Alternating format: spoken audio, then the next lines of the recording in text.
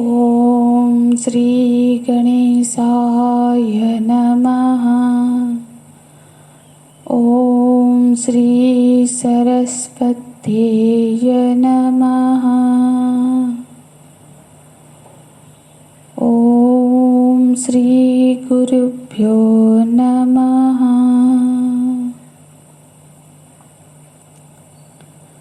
ओम श्री परमात्मने नमः। तेषां ज्ञाननित्ययुक्तः एकभक्तिर्विशिष्यते प्रियो हि ज्ञानिनोत्यर्थम् अहं स च मम प्रियः उदाराः सर्व एवेते ज्ञानी त्वात्मैव मे मतम् आस्थितः स हि युक्तात्मा मामेवानुत्तमां गतिम्।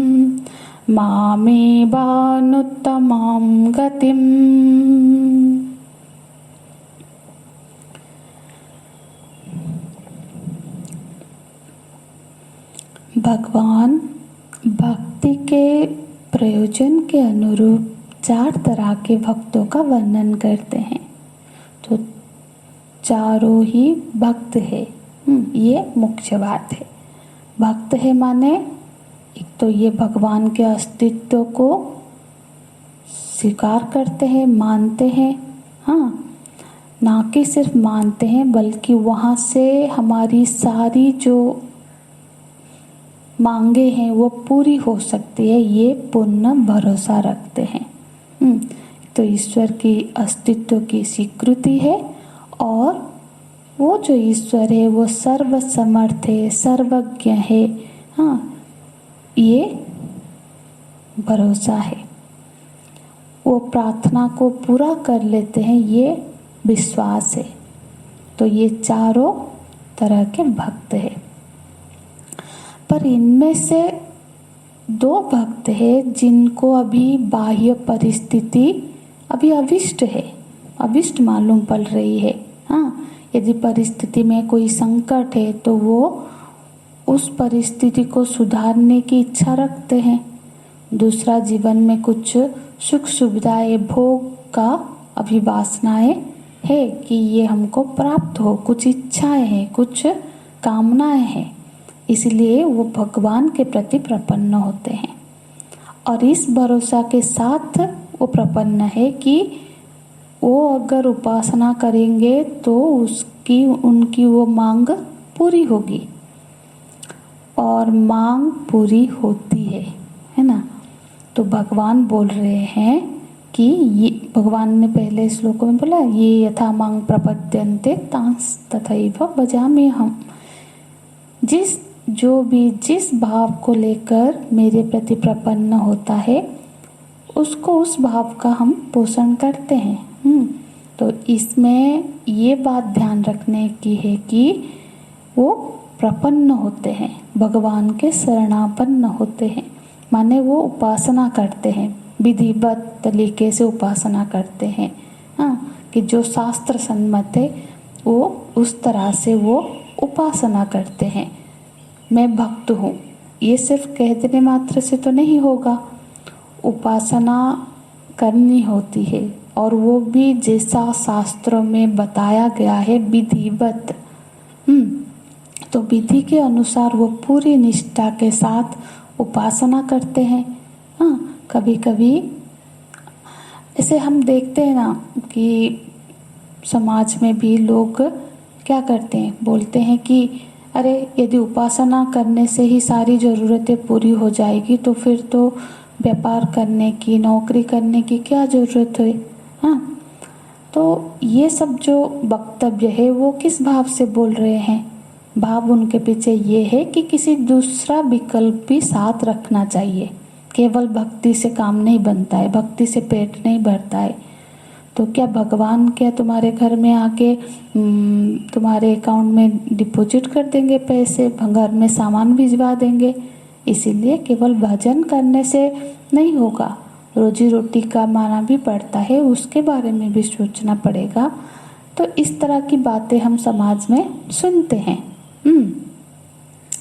पर इसमें समझना ये है कि यदि प्रपत्ति हुई है, पूरे भरोसा है, तो ये सब भी हो सकता है।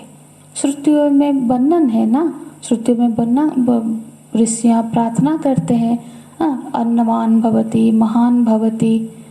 और श्रुतियों में हमने ऐसा देखा है कि ऋषियाँ बोलते हैं, श्रुतियों में ऋषि क्या मांगते हैं, श्रियं आवह, श्री, मुझे श्री की प्राप्त हो, श्री माने धन। तो श्रुति में ऋषि मांगते हैं, अगर ये मांगे पूरी नहीं होती तो वेदों में ये प्रकरण ही क्यों आता।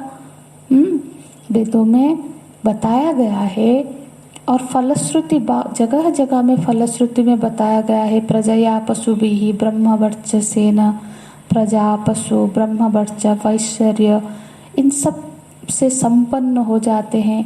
तो ये सब फलश्रुति हम पाठ करते हैं कि इसको पाठ करने से ऐसा होगा, ये यज्ञ करने से ऐसा होगा, ये उपासना से, ये सब उपासनाओं के फल के है। तो उपासना सफल होती है,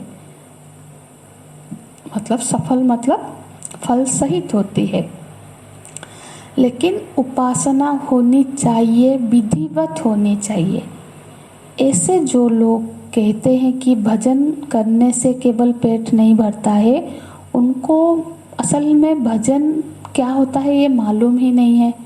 बस उनको लगता है कि थोड़ा कुछ पाठ कर लिया, पूजा कर लिया, कुछ लोगों को मंदिर जाते देखा, कुछ कहीं कुछ मन्नत करके चढ़ाते देखा, उसको भजन मानते हैं। ऐसा नहीं है। भजन मतलब बिल्कुल भरोसा है। इतने अब हम पुराणों में देखते हैं, हम बहुत सारे ऐसे संत हुए हैं, हमारे ऐसे भक्त हुए हैं जो कभी कहीं नहीं गए हैं अपने पोषण के लिए, कोई नौकरी नहीं किए हैं, कोई व्यापार नहीं किए हैं, उनका भरण पोषण भगवान किए हैं। तब भजन से सिर्फ उनका ही नहीं, एक का क्या, ऐसे संत हुए हैं बिल्कुल उनके निमित्त से हजारों का पोषण होता है। आज के समय में भी ऐसे भक्त हैं जो कोई नौकरी नहीं करते, कोई व्यापार नहीं करते हैं। तो भक्ति में वो सामर्थ्य है, भक्ति में वो बल है कि वो केवल सिर्फ ये जो भोजन जैसी साधारण चीज़ें ही नहीं, ऐश्वर्यों को, अनिमादि ऐश्वर्यों को प्रदान करने की सामर्थ्य भक्ति में है, उपासना में है। तो ये सही है कि सिर्फ भजन से भी हमारा गुजर हो जाता है। तो वो प्रपन्न होना चाहिए, उतना भरोसे के साथ ऐसी शरणागति होनी चाहिए, और उपासना शास्त्र सम्मत तरीके से होनी चाहिए। हम कोई भी कार्य करेंगे तो लापरवाही से करेंगे तो उसमें तो सिद्धि नहीं मिलेगी। उपासना भी इस तरह से मन मुताबिक करेंगे तो फिर इसमें सिद्धि कैसे होगी। जैसा उसको करना चाहिए हमको वैसा ही करना होगा। हम कोई व्यापार भी करें, नौकरी भी करें, उसमें भी जो विधि है वैसे ना करेंगे तो क्या व्यापार में भी लॉस होगा, नौकरी से भी निकाल दिया जाएगा। तो हर कार्य की एक शर्त होती है, उस शर्त के साथ जब उसका किया जाता है तब उसमें सफलता मिलती है। तो भगवान बोलते हैं प्रपद्यन्ते, जो सुकृति है, जो सुकृति न भजन्ते, और वो विधिवत तरीके से भजन करते हैं। तो इसके बाद जब ये अर्थी जब उनकी कामनाएं पूरी होती है, पूर्ण होती है, इसके बाद भी पूर्व के जन्मों के संस्कार से अंतःकरण शुद्ध होने लगता है, वासनाएं क्षीण होने लगती है, उसके मन में फिर भगवत तत्व संबंधी जिज्ञासा जागती है। भगवत कृपा से ही ये होता है कि किसी को फिर अंतःकरण में भगवत तत्व को जानने की जिज्ञासा उत्पन्न हो जाती है, और फिर वो जिज्ञासु अपने जिज्ञासा की पूर्ति के लिए भगवत आराधना करने लगता है। कि उस मांगता है कि भगवान ऐसा कोई संयोग मेरे जीवन में बनाइए, ऐसा कोई समीकरण कर दो जिससे कि मेरी ये सारी जिज्ञासाएं मुझे प्राप्त हो जाए, मुझे वो ज्ञान प्राप्त हो, हाँ, मेरी जिज्ञासा पूर्ण हो, तो फिर भगवान उसको पूरा करते हैं। उसको प्रमाण व्यापार का सौभाग्य प्राप्त होता है। फिर वो जिज्ञासु प्रमाण व्यापार के परिणाम के रूप में उसको एक प्रमा की, एक बोध की प्राप्ति होती है कि ऐसा बोध कि अब मेरा जो अस्तित्व है, उस अस्तित्व का नियामक जो है वो परमात्मा है। यहाँ पूरी मतलब यहाँ पे भक्ति का स्वरूप बदल जाता है।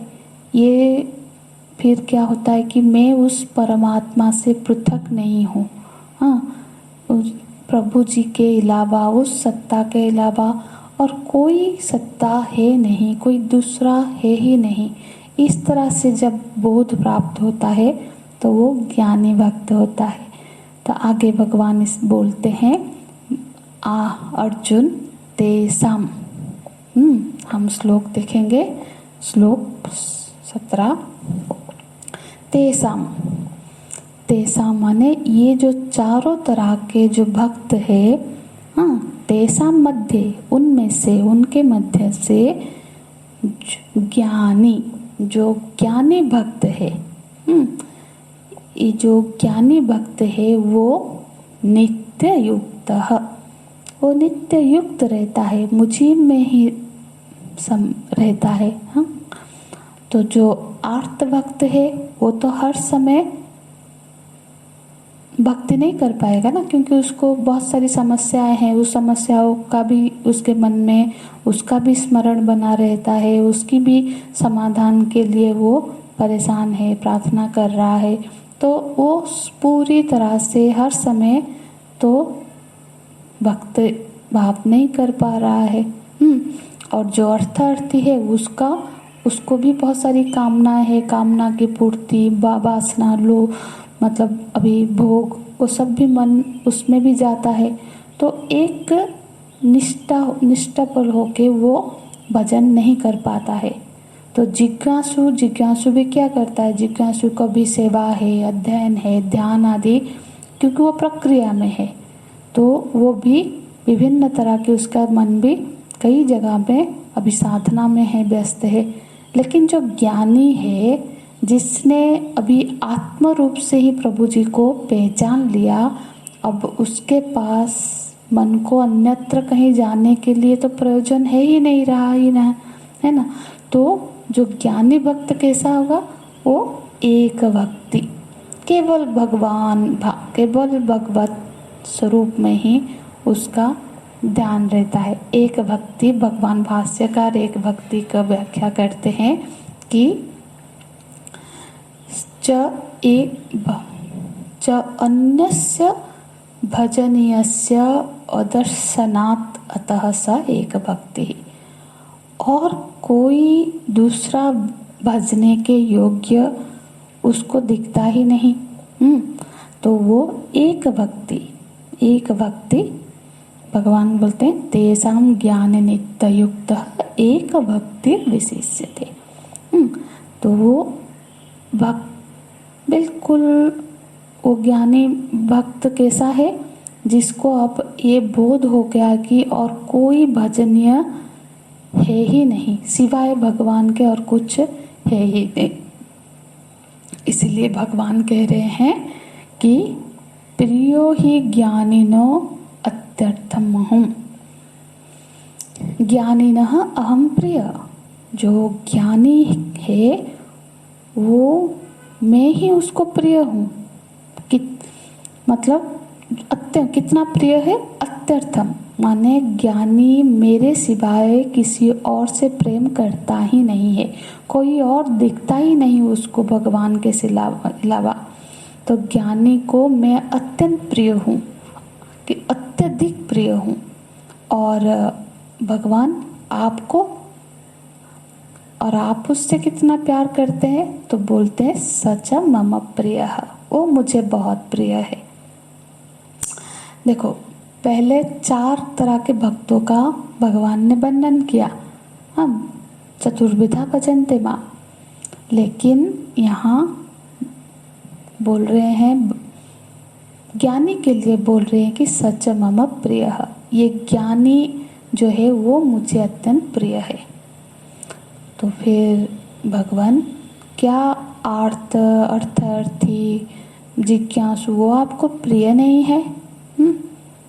नहीं, ऐसा नहीं है। भगवान बोलते हैं आगे के श्लोक में, उदाराः सर्व एवैते, 18वां श्लोक में, कि उदाराः माने उत्कृष्ट, सब ये सब भक्त भी उदार है, श्रेष्ठ है, अर्थात वो तीनों भी मेरे प्रिय ही है, क्योंकि मुझ वासुदेव को अपना कोई भी भक्त अप्रिय नहीं होता है।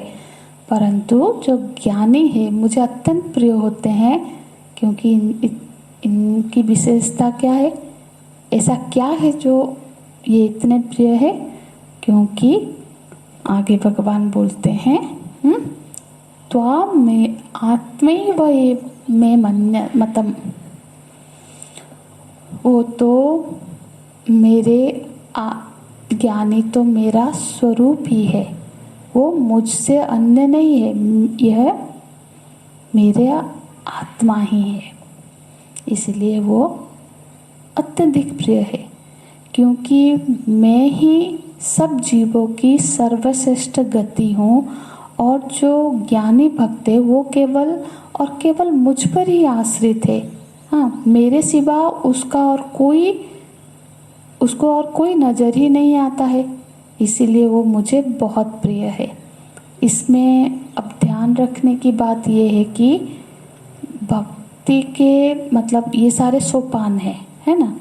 तो पुराणों में और इतिहासों में भी हम देखते हैं, ऐसे भक्त देखते हैं कि जो प्रेमी भक्त होते हैं पर जरूरत पड़ने पर आर्त भी बनते हैं, अर्थार्थी भी बनते हैं। जैसे द्रौपदी जी भगवान की प्रेमी भक्त है, वो अत्यधिक प्रेम करती है, पर समय आया, जरूरत पड़ी तो आर्त भी बनी।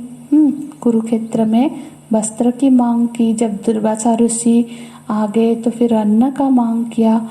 तो कभी ऐसा नहीं है कि कभी स्थितियों में ये एक सोपान है, ये एक उन्नति का सोपान है। ये नहीं कि वो सिर्फ आर्त ही भक्त है, मतलब आर्त ही हमेशा बनी रहती है। तो मूल रूप से प्रेमी है। हाँ, पर जीवन में ये हो सकता है कि मतलब ये जो भक्ति है वो केंद्र में है, कि वो सब के सब भगवत आश्रित है, मतलब भगवान पर ही आश्रित है, भगवान के अस्तित्व को ही मानते हैं, किसी दूसरे पर वो उनकी निष्ठा आश्रय नहीं है। तो ये मूल बात है कि सब चारों तरह के भक्त जो है वो प्रपन्न है, भगवत आश्रित है। तो आगे का श्लोक कल की कक्षा में चर्चा करेंगे। हरिओम तत्सत। ओम पूर्णमदः पूर्णमिदं पूर्णात् पूर्णमुदच्यते पूर्णस्य पूर्णमादाय पूर्णमेवावशिष्यते। ओम शांति शांति शांति। हरि ओम। श्री गुरुभ्यो नमः। हरि ओम।